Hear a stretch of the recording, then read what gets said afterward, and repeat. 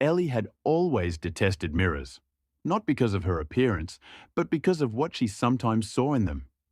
When she was alone, her reflection moved slightly slower, a barely perceptible lag, less than a second, that made the hairs on the back of her neck stand up every single time.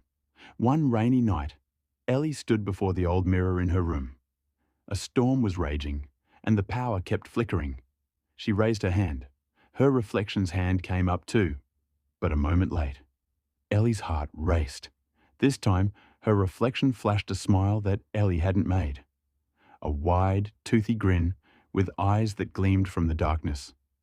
Ellie held her breath. "That's not you," she whispered. The reflection in the glass shook its head, its smile deepening. It stretched its hands out toward the glass, and the tips of its fingers, darker than the night, began to pass through the cold surface. It was as if the mirror was no longer a solid barrier, but a pit of darkness the reflection was trying to climb out of. Ellie scrambled back in terror. The power suddenly cut out completely for a moment, plunging the room into absolute darkness. When the lights flickered back on, Ellie cautiously looked at the mirror. Her reflection was back in place, silent, motionless, but Ellie swore that its hair was slightly disheveled. And its eyes, they weren't quite her own.